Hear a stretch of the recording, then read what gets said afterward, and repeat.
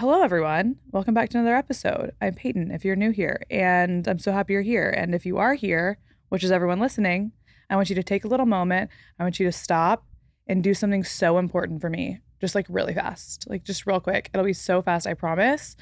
Will you please go rate Note to Self on whatever platform you're listening on right now? Spotify, iTunes. I have been looking at the reviews lately, and it's actually so helpful for me to understand what I'm doing right, what I'm doing wrong. There's obviously like so many things to work on as a podcaster, including the skill of interviewing. I do like my podcast to seem more like a conversation than an interview, but that's something to totally work on. And I love reading the reviews. So if you have time to do a review, that would be great. But rating is really quick. And if you could give us 5 stars, that would be wonderful. I feel like I don't really start on the top of the episode with that announcement, but that would be fucking awesome if y'all would do that. It would be so helpful to the show. And I'm putting a lot of effort into this on the back end. It might not always seem like it.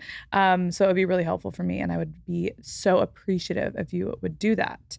All right, let's get into the episode. So today we're going to talk about how to become your own best friend in a sense. And we're going to hit a couple different angles with this here. I've got my notes as per usual I've been taking throughout the week.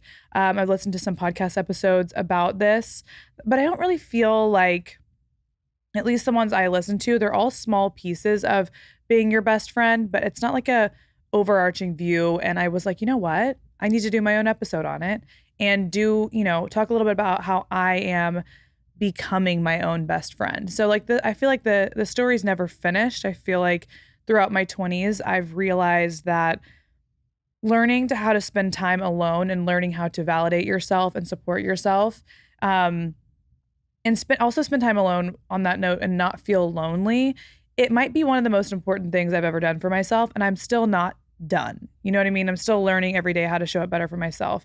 So I figured we'd talk about that today. First, though, we'll do a life update. I don't really have that much for y'all. My apartment is coming together. If you guys have been watching my Instagram stories, thanks so much for following me and following along on that. But I've had that apartment since March, and it is only now like really actually coming together. I just had someone come to build some furniture for me today because I went to IKEA on Friday and had my like lovely Friday night adventure at IKEA. And I got a dresser, and then I got this like outdoor table for my back patio, which I need to spend more time on. And as the weather is getting cooler, hopefully, it's still so fucking hot here, I'm going to spend more time like right when I wake up in the morning on my little back patio with my new table and chair set. So the table and chairs are easy to set up. Like that would have taken 2 seconds, but this dresser looked like such a bitch to set up. So I just hired a tax rabbit to come over, and he was actually so lovely and kind today. We had a nice conversation while he was doing my dresser and everything. So I put a new dresser in my office. I feel like my office is so cluttered and just like overrun with stuff that I just never use it because I don't want to go in there. I like use it as a junk room almost. So this is my effort to change that. I've got a new dresser in my office. I've already like filled it with a lot of my office stuff, not really like clothes. I do need to do a closet clean out though for this whole fall, the start to fall and everything. But so that's coming along well. I still need to get curtains. I don't know why I have so much anxiety about getting curtains. I already want to change my rug to something different. I've been there for 5 seconds. Anyway, so that's something. That's an update for you guys. What else? I'm going to San Francisco this weekend, just to do a little spy mission, if you will, a little undercover, even though I'm telling you about it on the internet for anyone to hear. It's not really that undercover. But I'm going to the Bay Area. I haven't been to San Fran in a while. So I'm going to see some friends, do the things. My friend Sophia lives up there. I'm going to have dinner with my friend Tiffany on Friday. It'll just be like a fun little trip to San Fran / the Bay Area in general. And then what else do I have to tell you? I wrote them down so I didn't forget. But this week has honestly been a little bit boring. I went out this last weekend with my friends. We had the best, most fun night ever. I just like am always reminded of how fun like my friends are. We just go out and have like the best time, and I just feel so lucky to just be, giggling and tipsy all Saturday evening with my friends. It's so much fun. One of our guy friends had a birthday party on Saturday, and he did it at the rooftop of Jelena, which is in Venice. And I haven't been to Jelena since I interned out here when I was 21. So that was like almost 9 years ago now. I had not been to Jelena. It used to be like the place to go, but the rooftop is so cute and it was like perfect for a birthday. And they had like great food and everything like that. So if you're throwing an event in LA, I feel like Jelena gets my vote for sure. So we did that. And then we went to just the West Side bars. We went to a place called Market. We went to some of our guy friends' house. Four of the guys have basically it's like they live in a house together, but it's a 4-unit apartment complex. And they each have a unit. So they just like have the entire apartment complex, which is like kind of ideal because you get your space and your privacy, but like you live right by your best friend. So mark that down as something I would like to do at some point in my life. So yeah, we just went over there and we just had the best time. I woke up at my friend Anna's house. Well, Anna and Liv and Morgan, they all live together. I woke up at their house as per usual.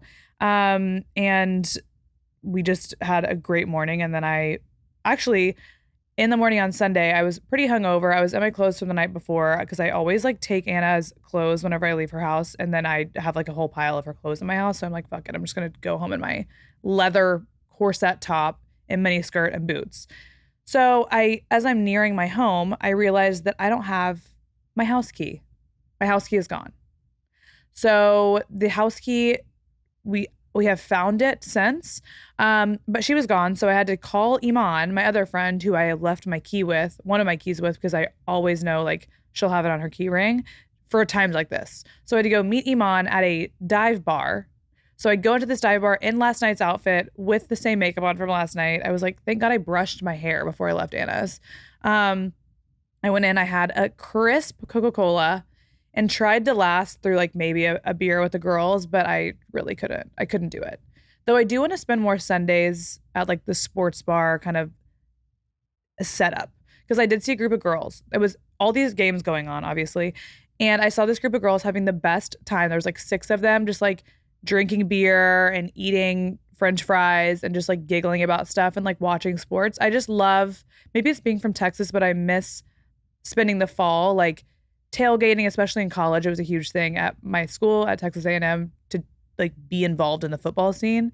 So I kind of miss it. I miss that a little bit. And now baseball's going on as well, like at the end of baseball. So they're all kind of coming together right now. So that's my goal. More Sundays with the girls at sports bars. Not for the boys, for the girls. Because as we know, this whole Taylor Swift, Travis Kelce thing, the NFL is now being commandeered by the girls, as it should be. Because men running around in tight pants, wrestling each other to the ground, you cannot tell me that's not for the girls. Okay, that's not for the boys. That's for the girls to be watching, and we all know it. So that's my little life update. Let's do content corner real quick. So there is a man who has taken over my TikTok feed, and his name is Prayag, I think. He just says Pray for short. It's at 444 Pray. He might be one of the single funniest, most amazing, hilarious, best energy having people I've seen on TikTok so far. I'm obsessed with him.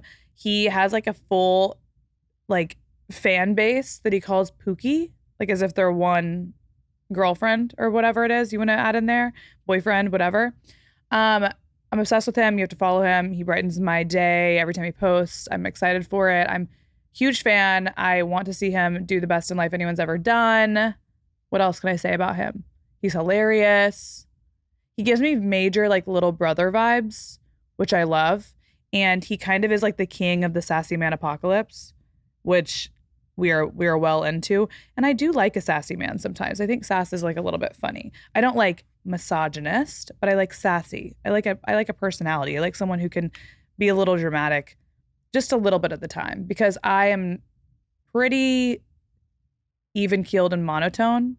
At least it seems like I'm even-keeled because I'm monotone. That might not actually be true, but it seems like I'm pretty even-keeled. And I kind of like a little bit of like the playful drama, not like actual drama. So I'm into sassy men apocalypse. I'm down for it. I'm okay with it. All right. So the next person I've been following, that was on TikTok, by the way. The next person on TikTok I've been following is Luke Falzon. It's LUKEFALZON. Okay, this is random. This is really random. Y'all are going to look him up and be like, what are you doing? he's like a survivalist. Like he lives like off the land and he tells you like how to survive should you ever find yourself in a situation without water or food and stuff or like fire.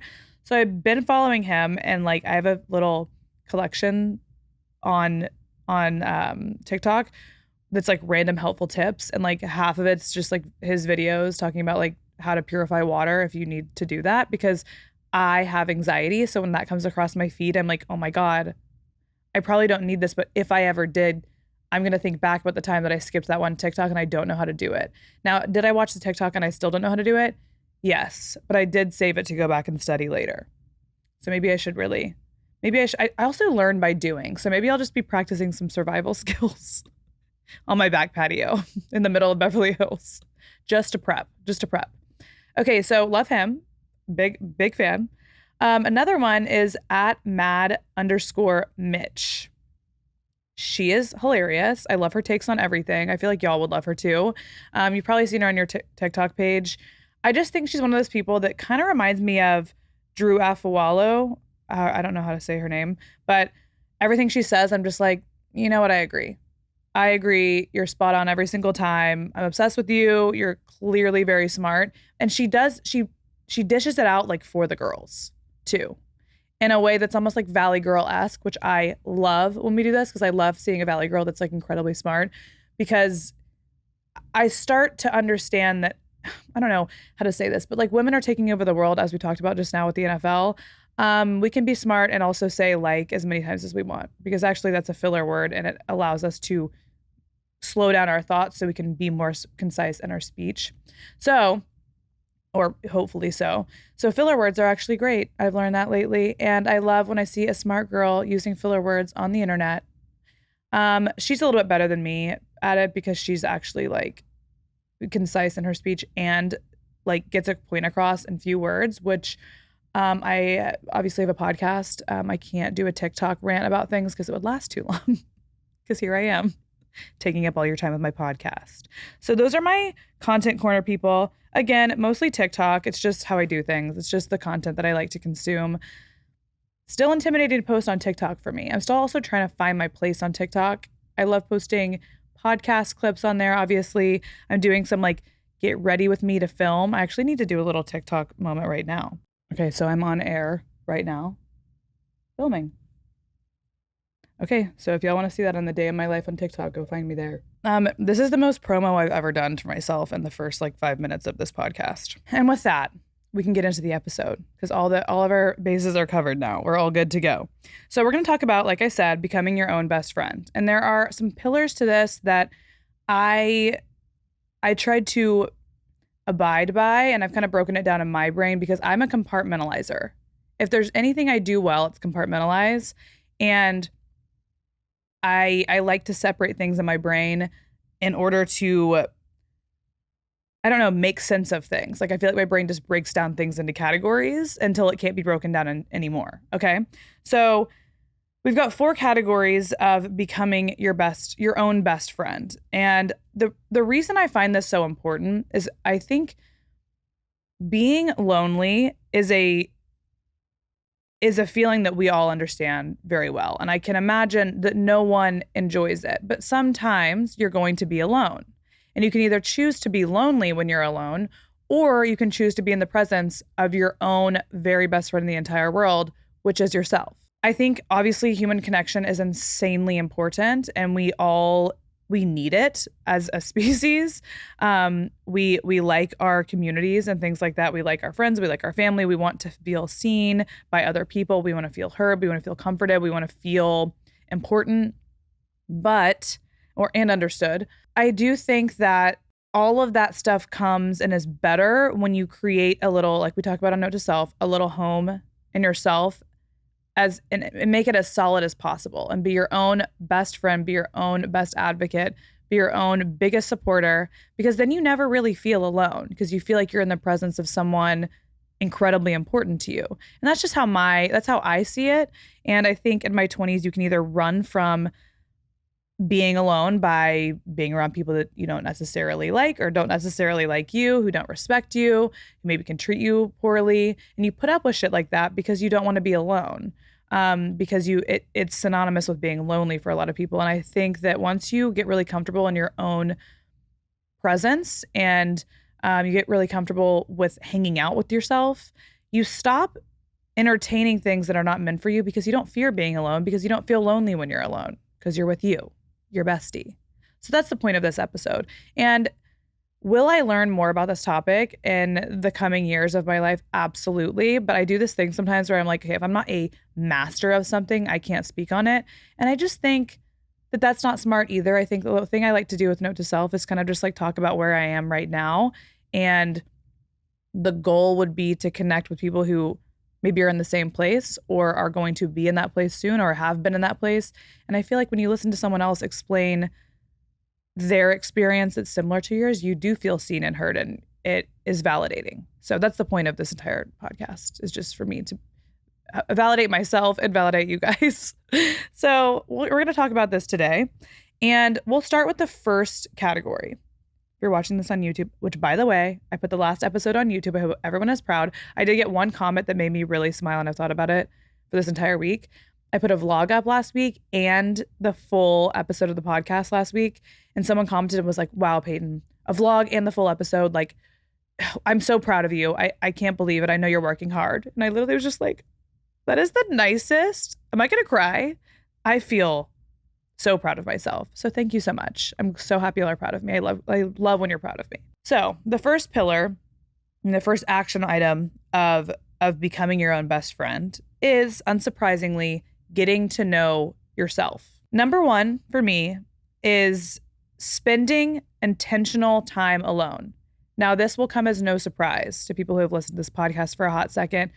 We know I talk about self dates. We know I talk about just generally spending time alone. I live by myself right now, so I have a lot of time to spend alone at home, cleaning, cooking, working, everything in between, watching Netflix.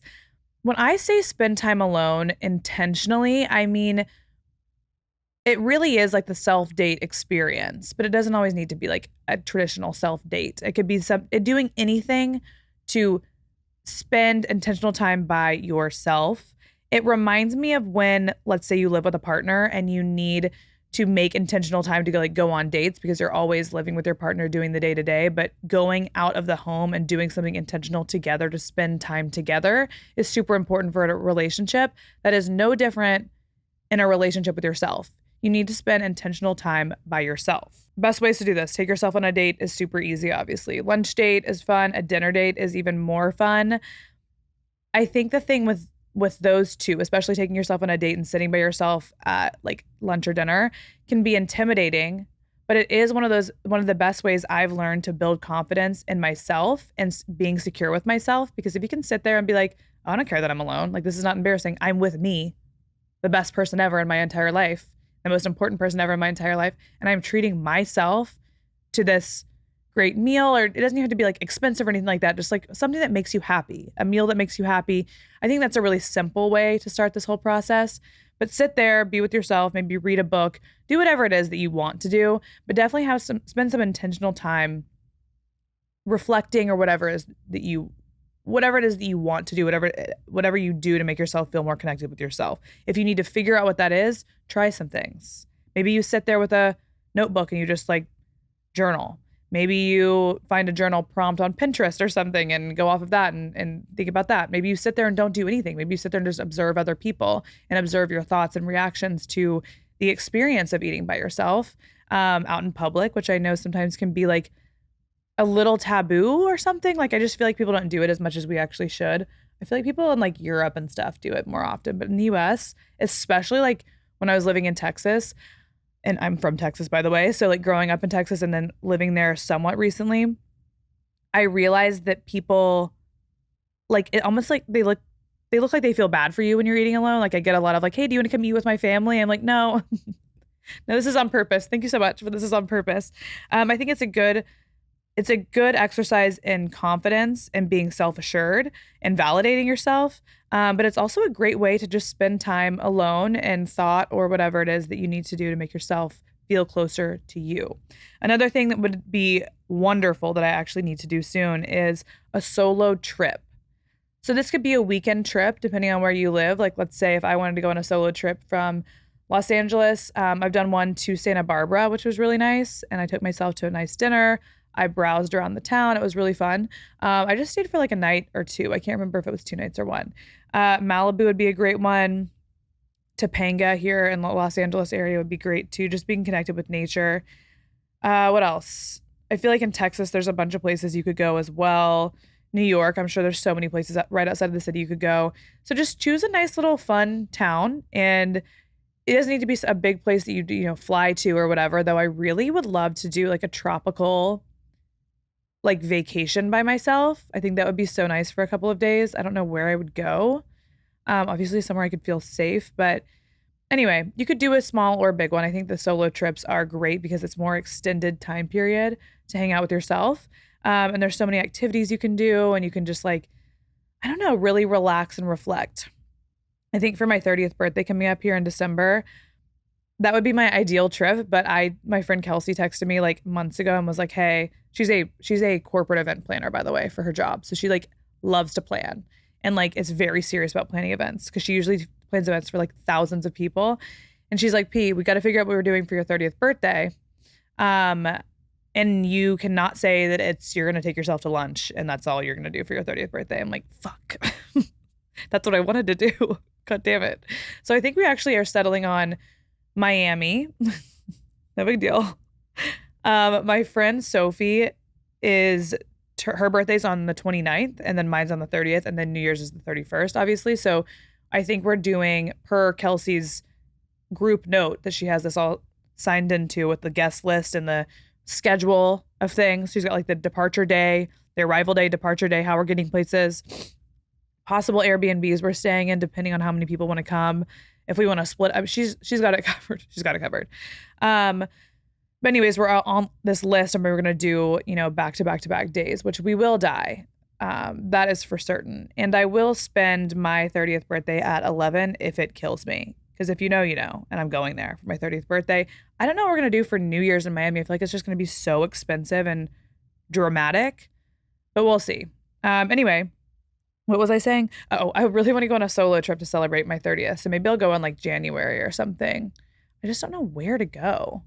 Maybe I'll go right after that. I do love like the Bahamas are pretty close to Miami. Anyway, solo trip, I'm all for it. Even a staycation would be great. But I think those are two things for me that are easy-ish to do. Some other things you can do, obviously by yourself, go on a hike safely, of course, go somewhere where it's populated. I love working out by myself. I now work out with a trainer or go to a class or two, but whenever I can like go to a gym and just work out by myself, I just feel better. I like to have those moments with myself. Anything creative, any like hobby you want to pick up. Let's say cooking is a great way to spend time intentionally alone, in my opinion. Painting pottery. I'm obsessed with the idea of painting pottery right now. Have I ever gone to do this in the last even 10 years of my life? No, but there's a place nearby me that I really want to go to that you can like paint a cute teacup set or like a plate. I don't know. I think it'd also be a fun, cute little gift for your friends. So you could do something like that. What else? Any kind of art, really, I feel like is a easy way to spend time alone and also challenge yourself a little bit. And try to force yourself to like express yourself a little bit.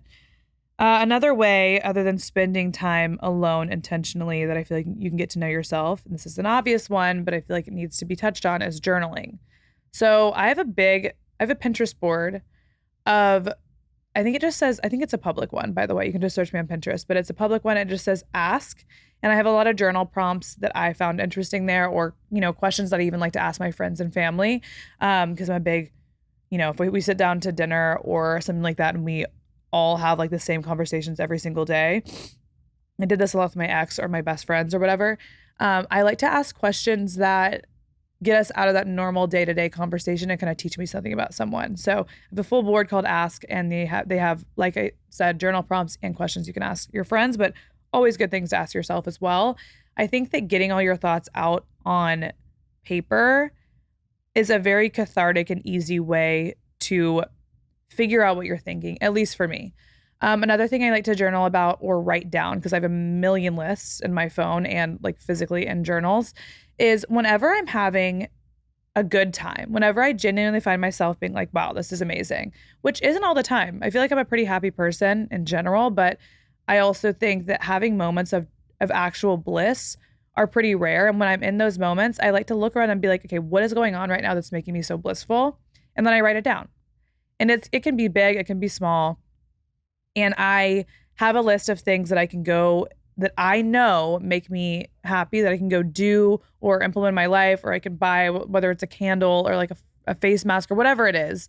They're easy, actionable steps that I have paid attention to based on how I was feeling in the past.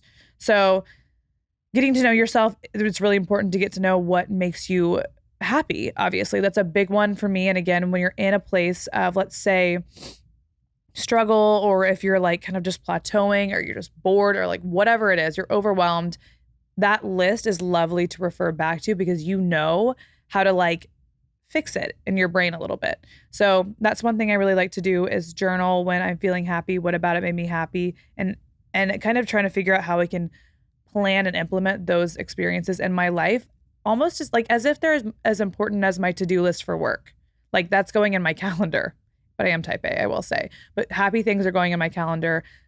Little happies every single day going in the calendar. We're doing this little by little as much as I possibly can, because at the end of the day, I feel like your life is about, being happy when you can, finding the small things that make you happy and implementing them constantly, because if you're happy, you're going to make everyone else around you happy as well. That energy does spread. Another thing I like to journal about is what I'm naturally drawn to. So it can be like anything from actions and like experiences to food to I don't know, hobbies, to specific people, to a certain scent, anything that I am drawn to naturally that makes me feel not only happy but at peace or calm, or I feel like I'm understood, or I'm at rest and I feel very comfortable in my own skin. I note those moments too. It's not just moments of pure bliss, it's moments of comfort as well. Another way to get to know yourself, again, I feel like this might be obvious, but therapy.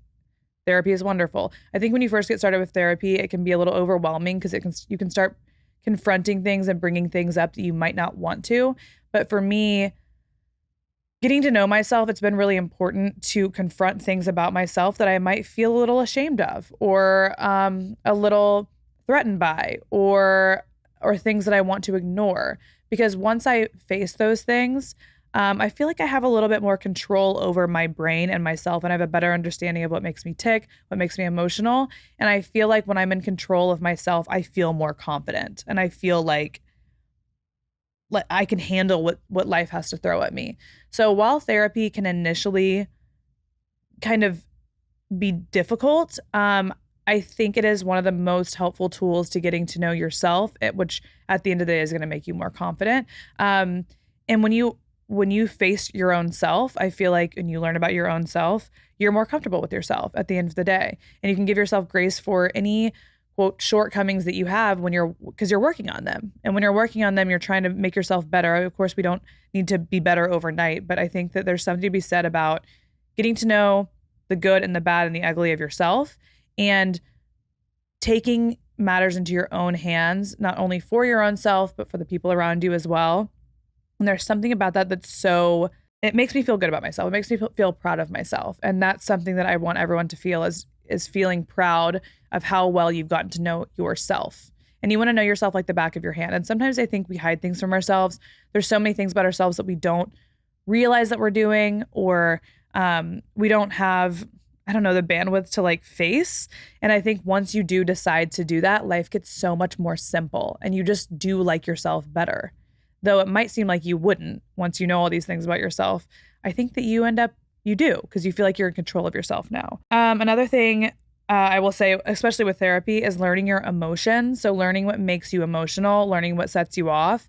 I saw on TikTok, I don't know if it's called, what it's exactly called, but I think was referred to as the emotions wheel, where it has like the secondary emotions of like anger and sadness and whatever, as we normally describe our emotions very simply with those things.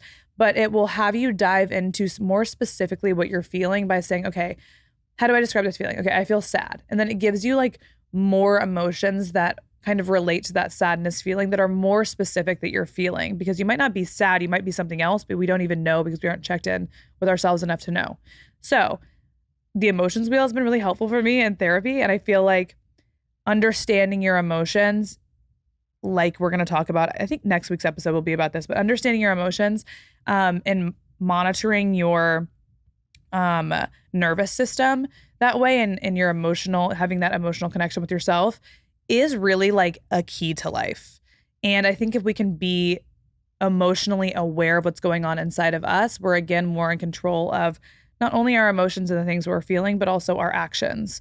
And when I have a deep understanding of myself, of what I'm feeling, and I have a deep control over my actions, I feel more confident and like I know myself and I can conduct myself in the world, and I trust myself to conduct myself in the world because I've put in the effort of knowing myself. I think another way to get to know ourselves is almost like future forecasting. I don't even know if that's what you would call it, but I think about this as reverse engineering myself based on who I want to be. So what are my values? What do I find important in this life?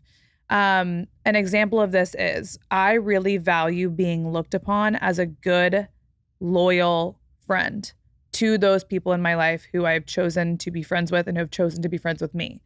So I'm like, all right, how do I do that? How do I make my friends understand that maybe I'm not a person who spends all my time with my friends. I'm not a big like communicator. I don't text all the time. We're not always in contact, but how can I show up for my friends in a way that lets them know that I've always got their back and I find them to be really special and important people. And for me, that's always one of the ways I do that is I will make something awkward on behalf of my friend to ensure that my friend knows that I always have their back. For example, if someone's talking shit about my friend, one of my good friends, I will be the person in the group to say, well, that's not true actually. Or, well, she's going through a hard time. Or, well, this, that, and the other thing. I will stick up for my friend to no end in front of their face, behind their back, whatever it is. That is a rule I have for myself. And reverse engineering that value into an action has, again, helped me not only understand who I am better, but also be able to communicate who I am to the world around me through the actions I take in my life.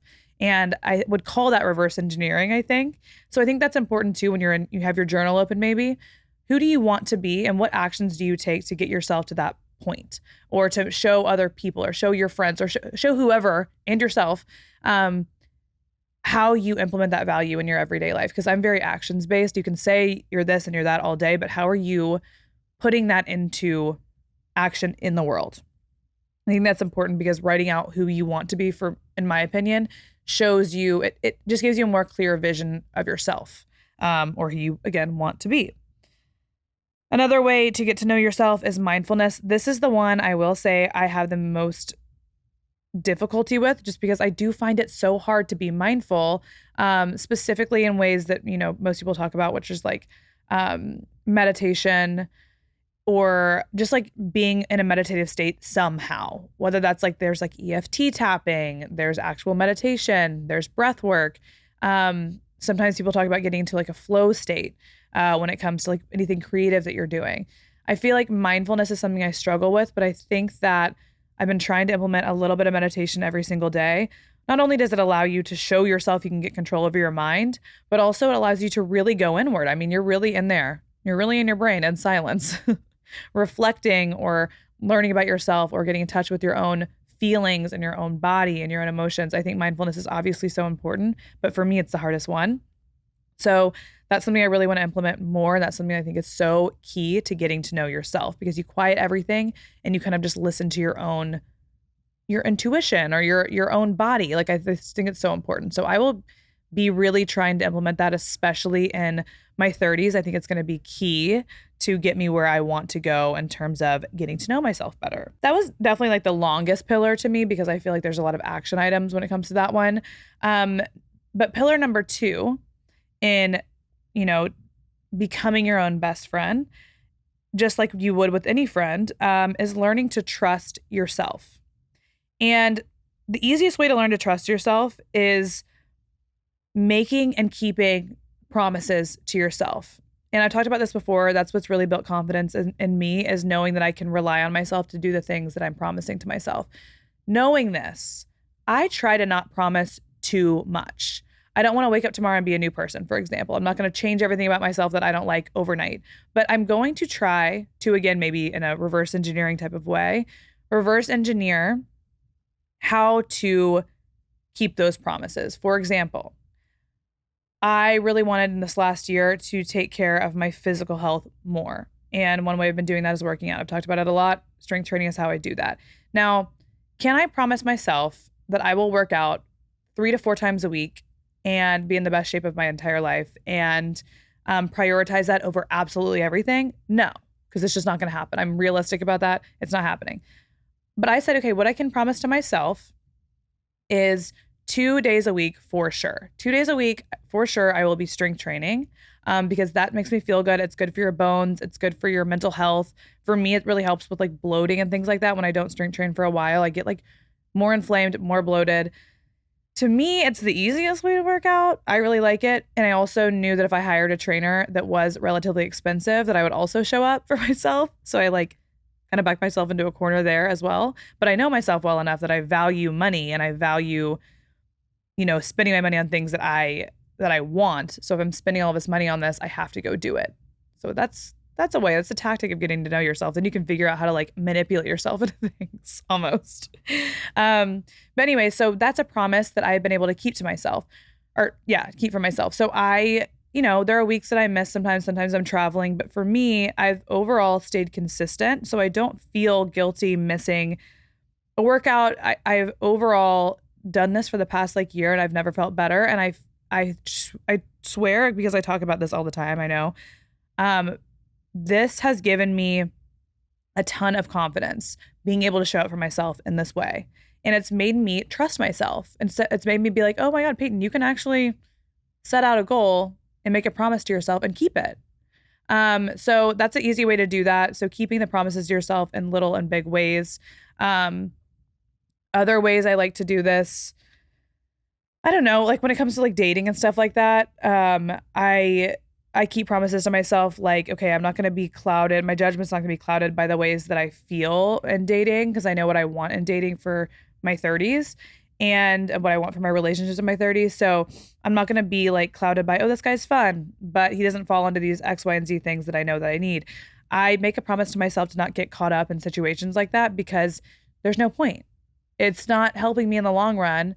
Yes, dating can be fun. Yes, having like these little relationships, depending on, what you want in life, can be fun. But for me, knowing what I want for my next 5 years, let's say, it's non-productive and it's not helpful to me. And it's not something that I want is to waste my time. So I make promises to myself. When I see red flags that are major red flags, I'm out.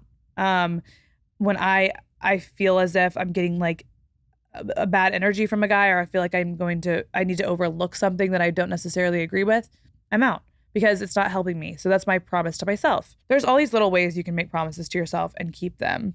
Don't go overboard, I wouldn't say, because then you're over promising things and it's harder to show up. I would say start small with promises to yourself and build that trust with yourself over time that you're going to show up and do the things that you want for yourself and you want for your life, and you're going to get caught up in emotions or things that are easier or whatever it is overall. I feel like all of us want to have people in our lives that we can rely on and people that in our lives that we can trust to show up for us, it's such a beautiful thing when you have people in your life that do that.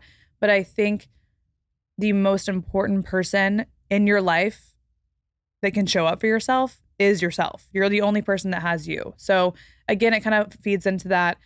I don't feel so lonely when I'm alone because I'm with someone that I know and that I trust and that wants the best for me.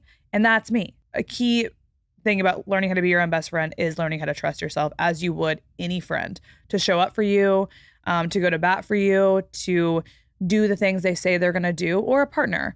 These are things that I find really important in a partner. And I've realized whatever I find important in a partner is what I need to provide for myself, because then I'm not looking for a partner to fill these roles. When a partner does end up filling those roles and adding to my life in those ways, fucking amazing. We love that. But I don't need them to because I'm doing it for myself already. And that's something I've really learned that's made me, I talk about building a home in myself. That's my foundation of a home in myself, is the trust in myself and the support for myself. Another way to become your own best friend is to express yourself. And I have learned this through my job. In the last 6 years, I started writing on a blog, and I would write almost in the way that I talk on Note to Self, where it's very much about my experience. Never did I don't want to seem like I'm trying to come across as a master of all things or of really anything.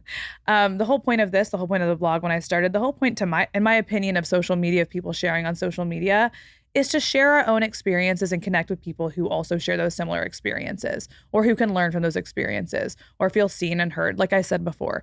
So expressing myself on a microphone like this and talking to myself, basically, because it's literally just me and my producer Josh in here, and talking to myself about my own experience, and kind of, this is almost like a form of journaling for me. So expressing myself has given me so much confidence, being able to own my truth, maybe expressing myself sometimes and being wrong, saying the wrong thing, doing the wrong thing, and being able to own that, or expressing myself and maybe getting, I don't know, shit on for my own opinions or my own experience, whatever it is, on social media, because people love to do that. When you share your life, they're like, oh, actually, you're wrong.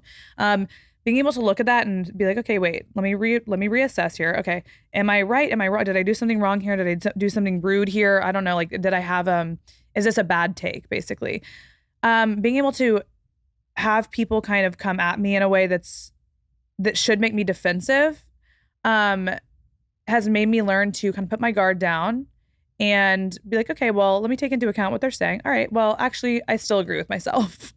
That kind of level of connection with other people and allowing them to come in my life and have an opinion, and then really taking it in and actually considering that I'm wrong for a second, and then realizing, hey, wait, actually, for me and my experience, this is how I feel, and I'm going to almost like double down on this. I'm not saying double down with no context, or double down when you haven't really thought about it. I will think about something, and then if I still agree with myself, I will double down on it, and I'll confidently double down. Someone says, hey, this isn't how I do things, or hey, this isn't what I agree with. I'll say, okay, like, let me think about this for a second. Do I, let me look at their opinion. If I have time, or if I value this person's opinion, then I'll say, you know what, actually, I respect your opinion, but I politely disagree with you. I don't agree with what you're saying. I actually do. I have thought about this, and I agree with myself. That's been something in my nearing my 30s that has given me so much confidence, is just being able to express myself and draw those boundaries and explain who I am to people based on my own experience, rather than just either agreeing or being shot down by people, or feeling very defensive of my opinion, or feeling the need to over explain my opinion. It's more just like, oh, well, I actually agree with myself.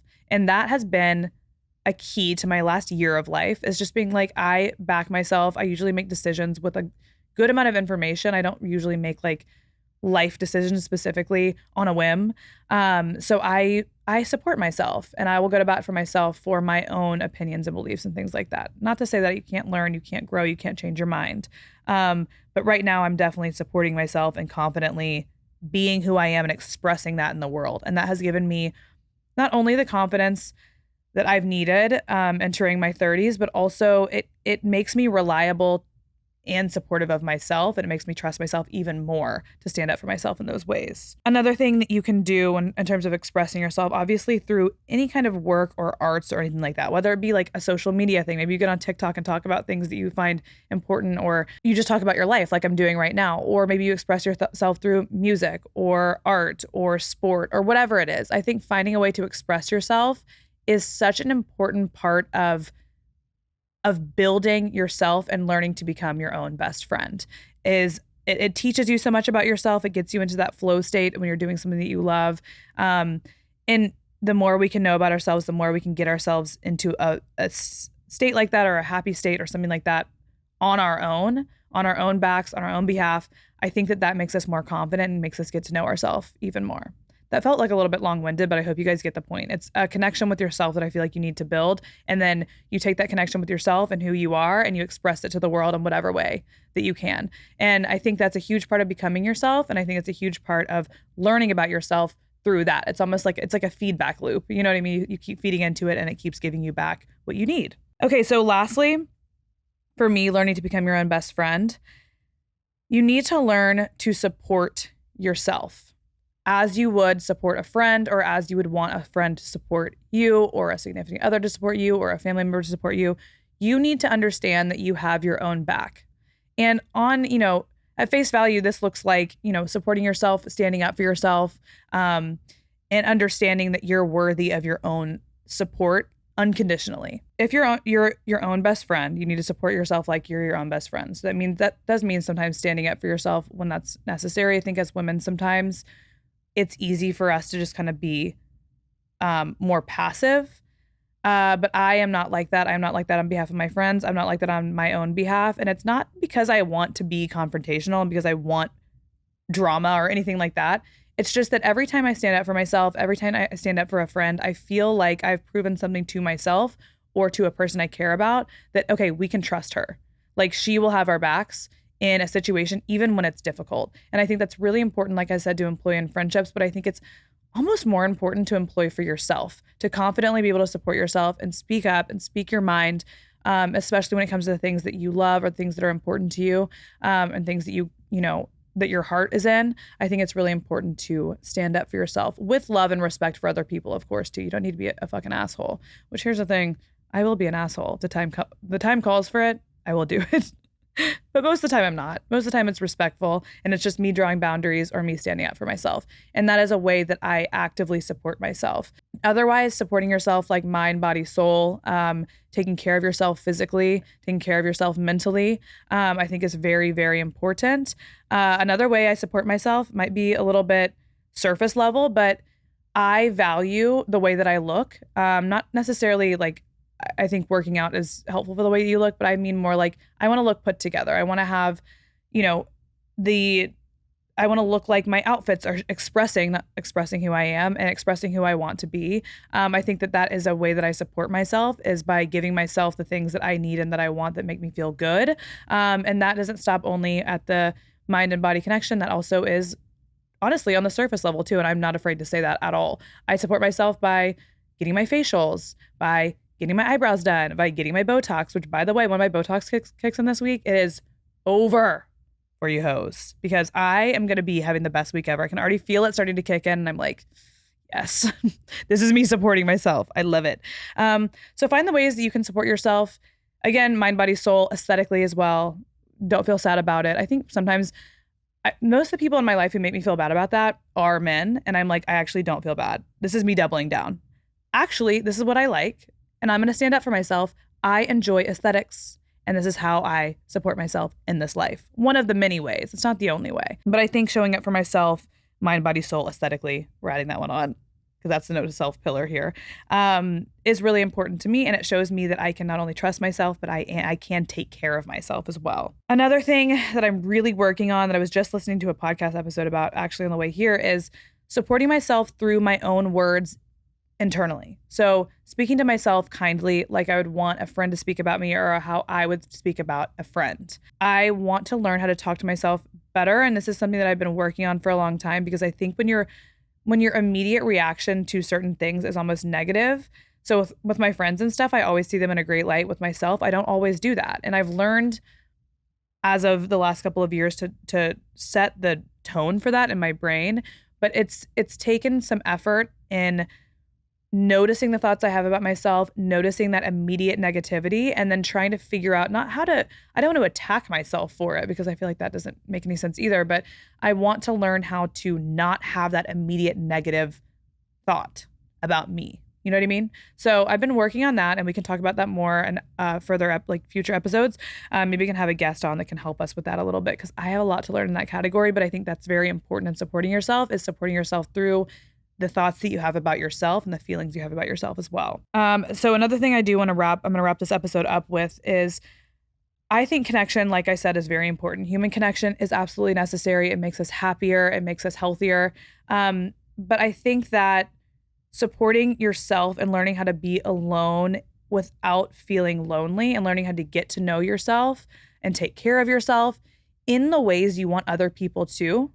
It's almost like you're filling all these boxes for yourself. So I think it makes you, at the end of the day, a better friend, a better partner, a better family member, when you can check all these boxes for yourself and you don't necessarily need someone else to, but when they do, it adds to your life. So you're not relying on other people for these things. You were self-sufficient. You were relying on yourself, but that doesn't mean you're always alone. It just means you're checking these boxes for yourself.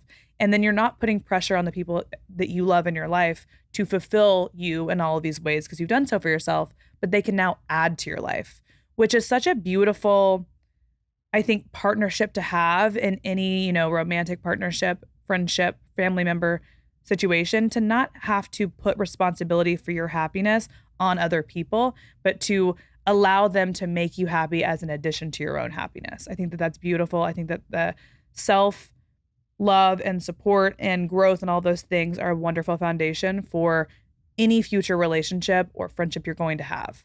And that's what I like to do in my life, is learn to rely on myself. And if you're going to be alone in life, well, there will be times that you're alone, most likely. Most of us are. Learning to embrace those times, and instead of feeling lonely and like you need to go seek love and validation elsewhere, it's so important to turn inward and spend that time with yourself, because maybe in our future, in my future, ideally, I'd like to have a husband. I'd like to have children. Like at that point, then you have your children have children, and you're never alone again. So if you are alone, please try your best to not feel lonely. I know it can get really hard, but this is such a time to take advantage of, because some people really never get this time. And I feel really lucky in my life to have had time alone that was spent getting to know me, because now I feel better and more prepared for my future.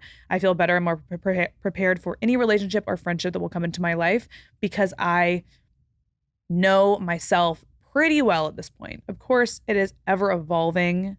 You will change over time, and you'll have to get to know yourself just like you'll have to get to know a partner. That's what I love about a way I like to look on relationships, is your partner's always changing.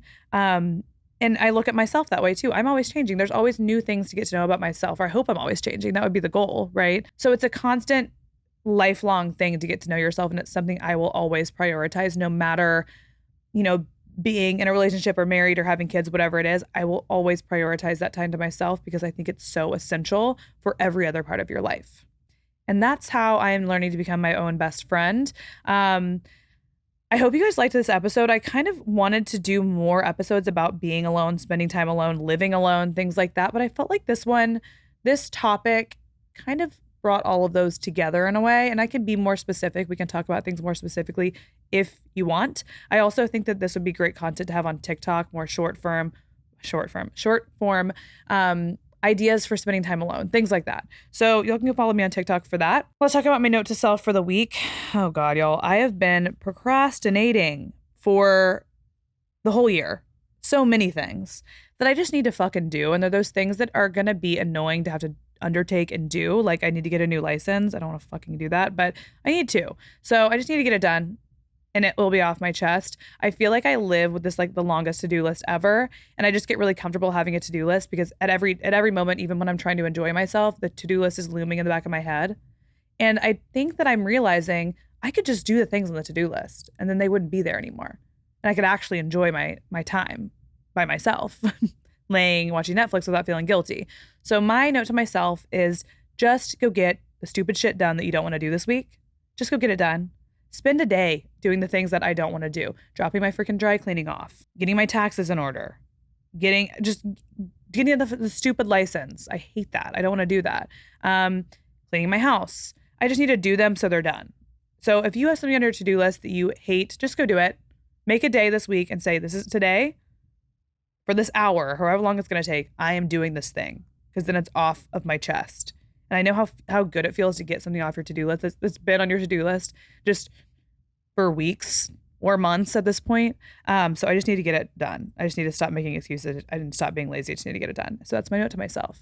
Get your shit together so that you can enjoy your life. All right. So if you guys have not rated the podcast yet, please go do that after this episode ends. I would absolutely love that. Thank you so much for listening. Come find me on Instagram. Come find me on TikTok. Come find me on YouTube. Everything is in the description of this episode. My Amazon store is also listed there as well. I update that all the time. If you want a link to something that you've seen on social media, by the way, it's probably in that Amazon store. And I also try to keep it on my recent links highlight on my Instagram. And with that, I am so tired. Sometimes talking for this long on a mic, I'm just like, can you shut up at myself? It's time for me to not talk for the rest of the day. So thank you guys so much. I will talk to you next week.